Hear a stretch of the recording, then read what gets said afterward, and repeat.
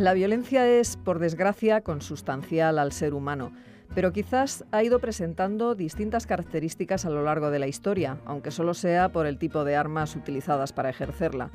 Hoy queremos acercarnos al fenómeno de la violencia en los siglos modernos y para hablarnos de esta cuestión nos acompaña hoy en el estudio Juan Antonio Sánchez Belén, que es profesor de Historia Moderna en la UNED.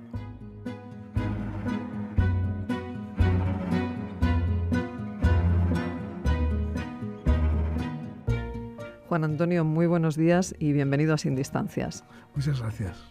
Bueno, si partimos del hecho de que la violencia ha acompañado al hombre a lo largo de toda la historia y nos centramos en la Edad Moderna, ¿tiene algún matiz especial la violencia en esta etapa de la historia?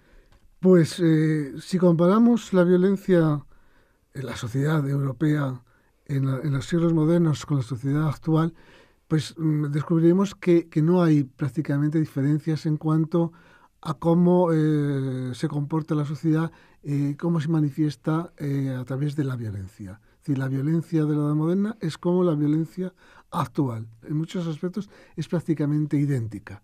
Es decir, escribía Fernand Braudel en el Mediterráneo y el mundo mediterráneo en la época de Felipe II, algo que caracteriza a la sociedad europea, pero que podría extenderse a la sociedad actual, que es que en la sociedad europea de los siglos modernos hay un permanente enfrentamiento entre fuerzas progresistas y fuerzas conservadoras, de fuerzas ascendentes y fuerzas en retroceso. Y este conflicto permanente es el que genera, de alguna manera, ese grado de violencia que se observa en la sociedad europea de los siglos XVI al XVIII.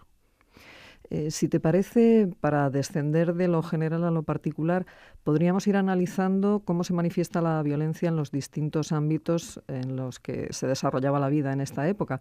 Por ejemplo, ¿cómo era la violencia en el hogar? Bien, antes de todo hay que señalar que el individuo vive en un mundo hostil. Sí, ahora estamos acostumbrados a que en las ciudades se vive relativamente cómodo, el hombre no tiene que enfrentarse prácticamente a determinados acontecimientos como pueden ser terremotos, etcétera, salvo en zonas muy concretas del mundo, es decir, en Filipinas, en Asia, donde las condiciones de vida son más adversas, pues ahí se nota mucho más. En los siglos modernos el hombre estaba en permanente contacto con la naturaleza y por lo tanto en permanente conflicto con ella. Y padecía muy seriamente, mucho más que ahora, lo que eran los efectos de la naturaleza, los terremotos, los tsunamis, las lluvias torrenciales, las borrascas, y además con unas consecuencias imprevisibles.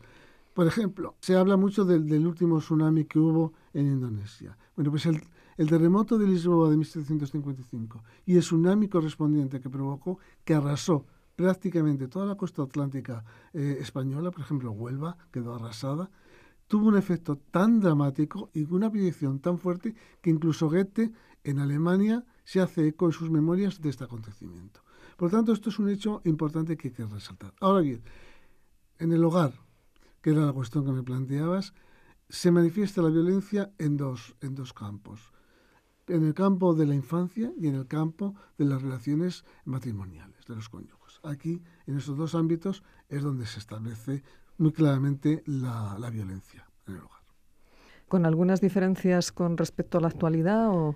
Bueno, pues evidentemente hoy en día en las relaciones de los padres con los hijos no tienen nada que ver con lo que se entendía entonces. Pero también es verdad que la educación del niño en la escuela no tiene nada que ver con la que había en los siglos modernos. En los siglos modernos la máxima es el niño hay que adoctrinarlo y hay que conducirlo por unas vías. Y la única manera que se entiende de control y de educación del niño es ejerciendo una cierta violencia sobre él, es decir, castigándolo. Hoy en día es prácticamente increíble, inconcebible que se castigue a un niño para educarlo. Entonces sí se castigaba. ¿Por qué? Pues porque lo que se pretendía y lo que la Iglesia estimaba conveniente es que el niño hay que acostumbrarlo para dominar sus pasiones, porque es una manera de, evidentemente, alcanzar la salvación del alma. Pero claro, dominar las pasiones desde un pequeño implica una violencia. Y en cuanto a las relaciones matrimoniales, ¿cuál era la situación de la mujer? Porque me imagino que normalmente era violencia del hombre sobre la mujer. Sí, aunque también se producen actos violentos de la mujer con respecto al marido. La función de la mujer en los siglos XVI al XVIII es educar a los hijos. Esto es una función que había desempeñado el hombre, pero que a partir del siglo XVI empieza a controlar la mujer. La mujer es la que se encarga de educar al hijo y es la encargada de controlar la vivienda, de organizar la vida de la vivienda y atender al esposo. Si se ajusta a ese cauce, no hay conflicto. Salvo, evidentemente, hombres violentos por sí, borrachos, etcétera, que maltraten a sus esposas. Pero en ese ámbito no hay conflicto ninguno. De hecho, los hombres se observa prácticamente cómo las relaciones conyugales son cada vez menos violentas entre hombres y mujeres. Pero evidentemente hay todo un pozo fomentado por la Iglesia Católica en el cual se establece que si la mujer no cumple con sus obligaciones matrimoniales, con sus obligaciones domésticas, entonces incluso se opone a la autoridad del pater de familia, que es el marido, entonces el marido puede castigarla. Es decir, está legitimado el castigo a la mujer, con azotes, con lo que sea. Evidentemente, esto viene relacionado con la idea que se tiene de la mujer. La mujer es un ser débil, es un ser voluble y, por lo tanto, hay que encarrilarlo también para que no se desvíe de los cauces establecidos por la sociedad. Bueno, esto sería la violencia de puertas adentro.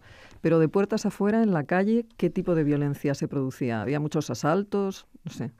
Bueno, pues he traído un pequeño texto que deja muy claramente lo que podía suceder en la ciudad, en la calle, por ejemplo. Es un texto de Jerónimo de Barrio Nuevo. En uno de los avisos eran unas noticias que enviaba él en su correspondencia a amigos sobre lo que sucedía en la corte, en este caso en la corte de Madrid. Dice: anoche mató un caballero a su amiga. Una mujer se echó en un pozo. A un hombre mataron. Un contador se quedó muerto. Y 2 días en Alcalá de Henares, amaneció un regidor fuera del lugar, ahorcado en una cruz, con su espada en cinta y broquel al lado. El diablo anda suelto. Esto resume perfectamente lo que podía suceder en las ciudades y en el campo en un día cotidiano de la sociedad europea de los siglos modernos. Es decir, hay asaltos a las casas. Y claro, estos asaltos a las casas se producen más ayer como hoy, es decir, en el verano. Cuando la gente abandona sus casas porque va a pasear, entonces es el momento adecuado para que los ladrones asalten las viviendas. No hay diferencia. Es decir, las tácticas son siempre las mismas.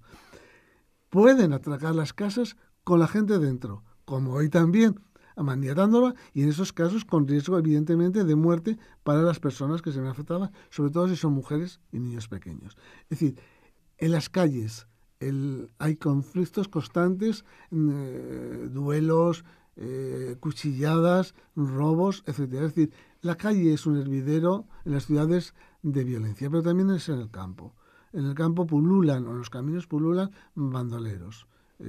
Bandoleros con fuerza suficiente como para enfrentarse a las autoridades en las poblaciones pequeñas. Es como en las películas de los cowboys. Es decir, los forajidos que llegan a la ciudad se enfrentan, quieren controlarla. Pues ocurría exactamente lo mismo. Es decir, que la violencia está muy presente en la vida cotidiana de las ciudades y está muy presente también en la vida cotidiana de los pueblos y de los caminos.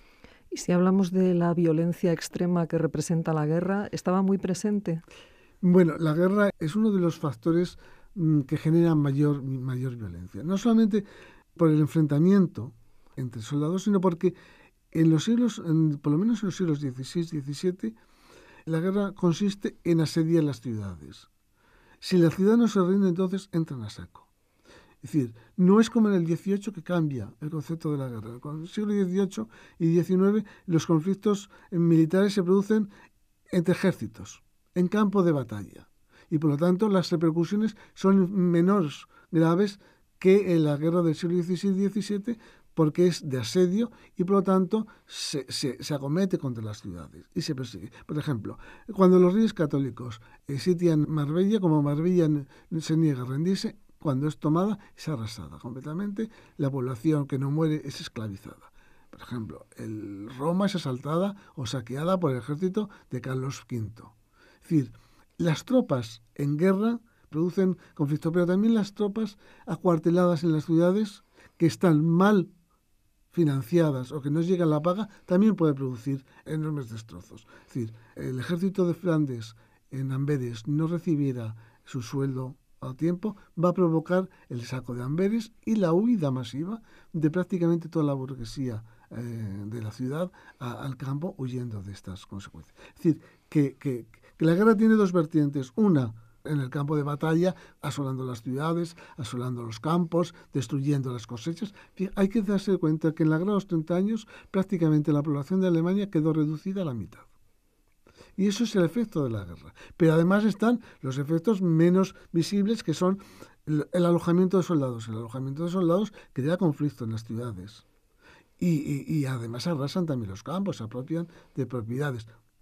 Un caso muy claro es en la comedia de Lope de Vega, queda perfectamente reflejado cómo una compañía acuartelada en un pueblo, el capitán viola y deshonra a la dama y entonces todo el pueblo se asalta.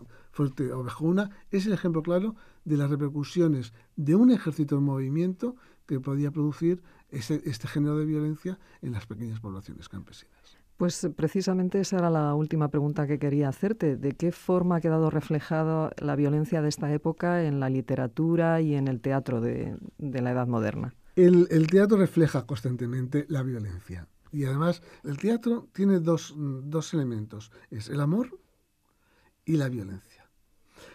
Y el amor, de alguna manera, también es violencia. Por ejemplo, Don Juan Tenorio. Don Juan Tenorio es el galán, es el conquistador.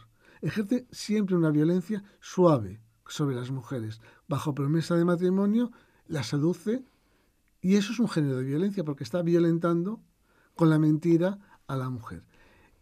El teatro es constante, la violencia es constante, pero los pliegos de cordel, la literatura de cordel, que los ciegos iban cantando y recitando por las plazas de las ciudades, pero también de los pueblos y las vías, van describiendo sucesos que son verdaderamente violentos. Es decir, una catástrofe, ellos la reflejan. Un suceso portentoso, también, pero la violencia en la propia familia, en el seno de la familia, las mujeres, etc. Todo eso se va divulgando. Entonces, claro, si tenemos en cuenta que el pliego de cordel divulga toda una imagen de violencia interesada, porque es de alguna manera intentar someter a la población para que no se desvíe. El teatro, que tiene la misma función, una función de propaganda, es decir, hay que encauzar la violencia y canalizarla hacia las buenas obras, porque esa es la finalidad de la sociedad. Es decir, Maravall definía muy bien la cultura del barroco como una cultura dirigida desde el Estado.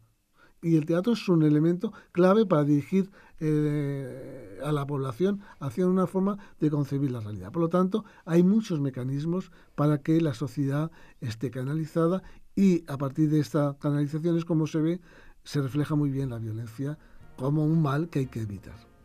Muy bien, pues Juan Antonio Sánchez Belén, muchísimas gracias por habernos acompañado esta mañana en Sin Distancias para hablarnos de la violencia en la Edad Moderna. Muchas gracias a vosotros.